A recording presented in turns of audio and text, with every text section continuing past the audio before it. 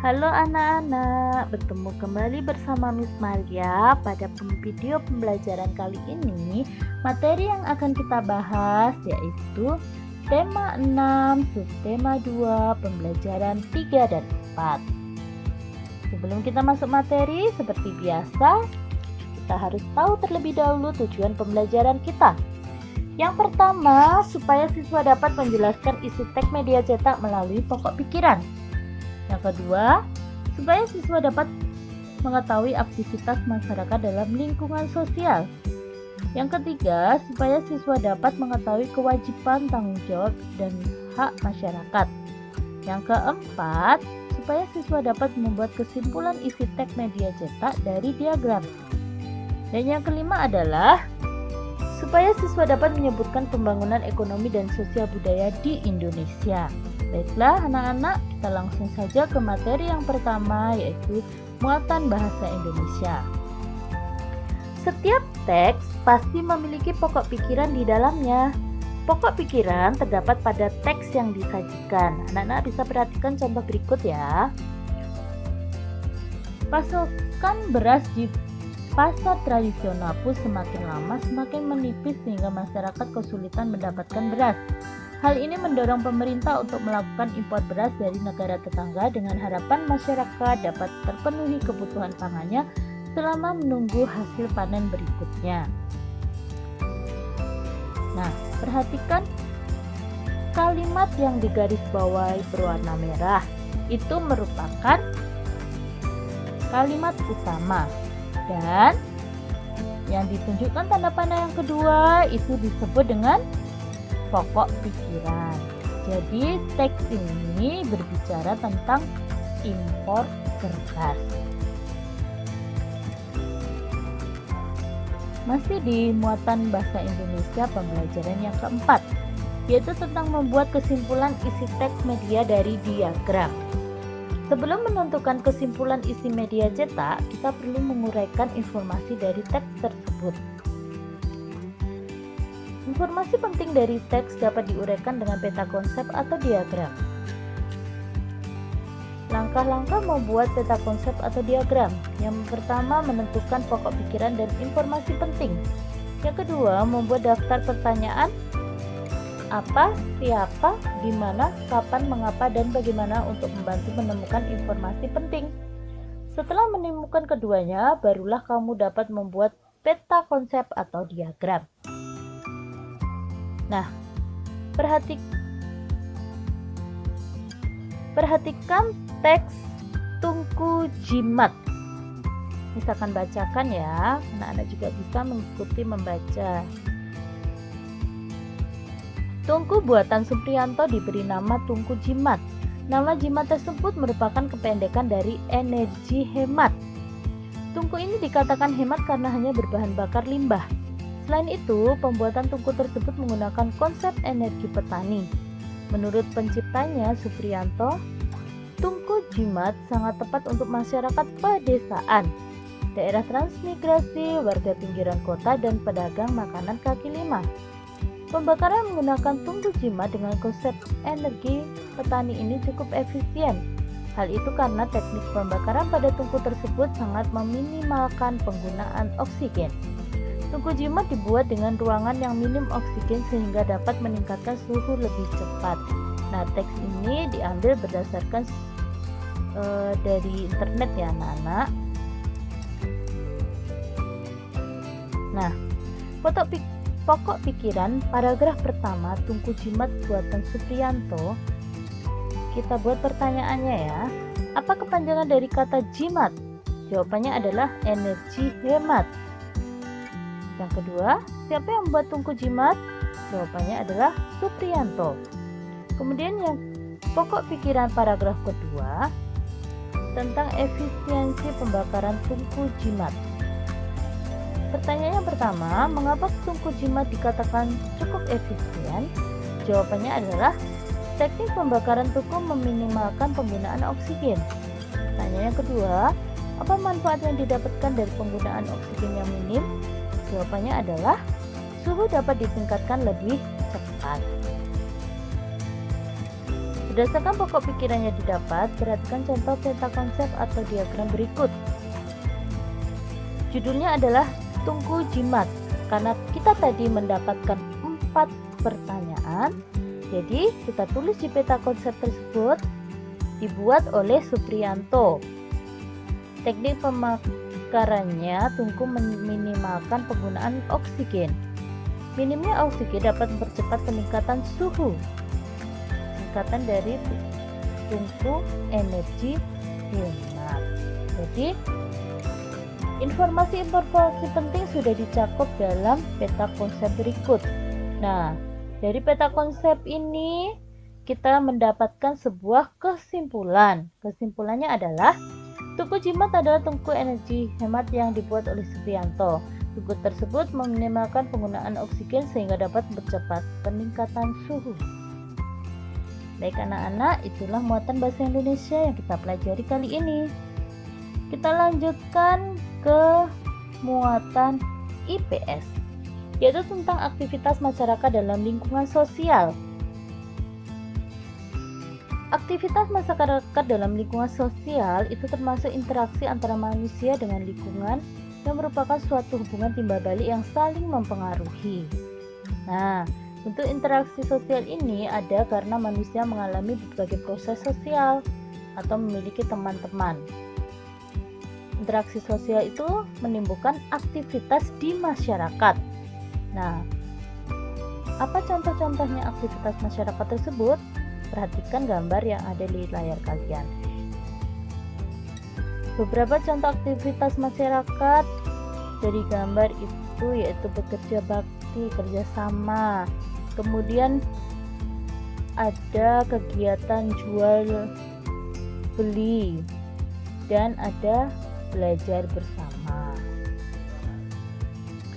Salah satu contohnya yang terdekat di tempat kita tinggal ini adalah di Bali, di mana di Bali dikenal dengan organisasi Subak.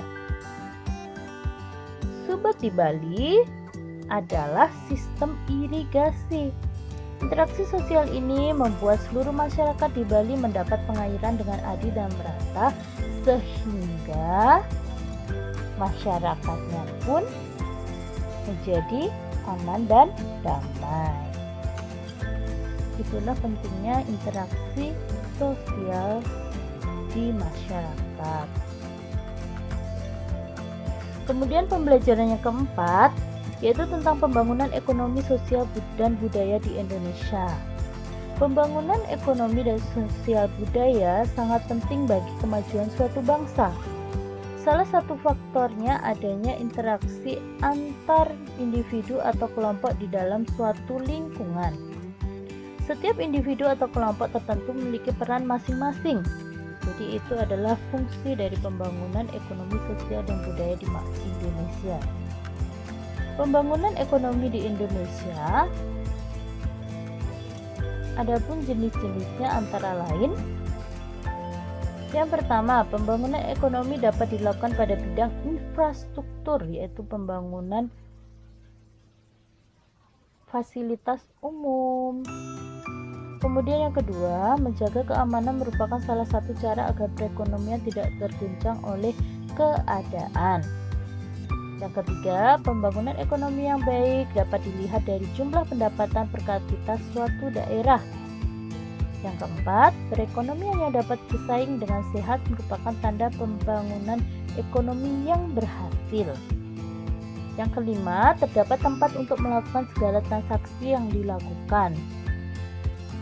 Yang keenam, pembangunan ekonomi pasti berkaitan dengan keadaan keuangan suatu negara. 7. Stabilitas politik juga dipengaruhi oleh pembangunan ekonomi. Yang kedelapan, pembangunan ekonomi melalui basis industri merupakan salah satu jalan untuk mencapai sebuah kesuksesan pembangunan. Pembangunan ekonomi yang baik merupakan pembangunan ekonomi yang mempertimbangkan pembangunan berkelanjutan. Jadi pembangunan itu dilakukan secara berlanjut. Itulah beberapa jenis-jenis pembangunan ekonomi di masyarakat. Nah, pembangunan sosial budaya di Indonesia, adapun jenis-jenisnya adalah adanya petugas kesehatan yang dapat memberikan penyuluhan kepada masyarakat tentang pentingnya menjaga kesehatan. Apalagi di masa pandemi seperti ini, masih banyak masyarakat yang belum mengetahui apa sih dampak buruknya penyebaran virus. Bagaimana caranya kita supaya hidup sehat di masa pandemi seperti ini. Jadi itu diperlukan adanya penyuluhan atau memberikan informasi ke masyarakat supaya masyarakat lebih paham. Itulah gunanya harus adanya petugas kesehatan yang memberikan penyuluhan, memberikan informasi ya anak-anak. Kemudian yang kedua, kesejahteraan masyarakat juga menjadi salah satu alat ukur pembangunan sosial budaya. Kemudian yang ketiga, sosialisasi terkait kependudukan dan keluarga berencana merupakan hal yang penting dan perlu diketahui oleh masyarakat. Keempat, memperkenalkan budaya dan pariwisata daerah dapat menjadi daya tarik tersendiri bagi seseorang. Kelima, peranan perempuan dalam segala kegiatan sosial budaya dapat meningkatkan budaya baik yang ada di lingkungan. 6, kasus kekurangan gizi di Indonesia termasuk masih tinggi. Kita dapat melihat program yang dilakukan oleh Menteri Kesehatan. Salah satu programnya adalah mengentaskan masyarakat dari kurang gizi. Melalui program ini akan banyak program yang muncul untuk meningkatkan kesejahteraan masyarakat di bidang kesehatan. Jadi sama-sama ikut memperhatikan di sekeliling kita.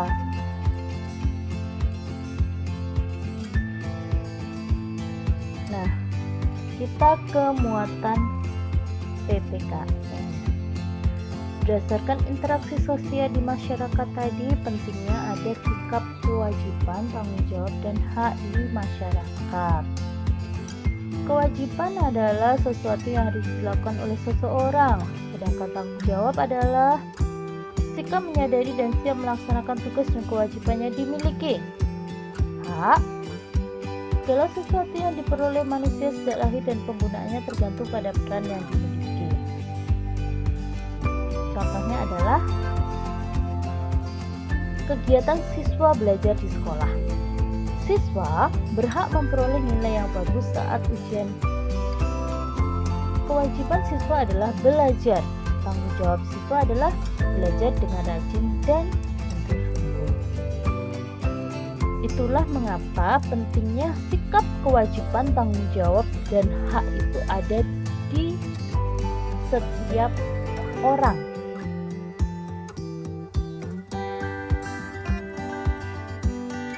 Contoh-contoh pelaksanaan kewajiban: mematuhi aturan lalu lintas, berbakti kepada orang tua, menjaga kebersihan lingkungan sekitar. Itu adalah kewajiban. Sedangkan tanggung jawab, merapikan barang-barang setelah digunakan, mengumpulkan tugas tepat waktu, mencuci kaki setelah bermain. Hak yang harus dilakukan, hak yang harus diterima, mendapatkan pengajaran di sekolah, beribadah sesuai agama dengan benar, menggunakan fasilitas umum. Itulah contoh-contoh pelaksanaan kewajiban, tanggung jawab, dan hak warga masyarakat. Baiklah anak-anak, itulah materi yang dapat disampaikan supaya penjelasan yang diberikan bisa membantu kalian untuk memahami materi yang ada. Terima kasih anak-anak, tetap semangat belajar ya. Jangan lupa jaga kesehatan dan sampai jumpa.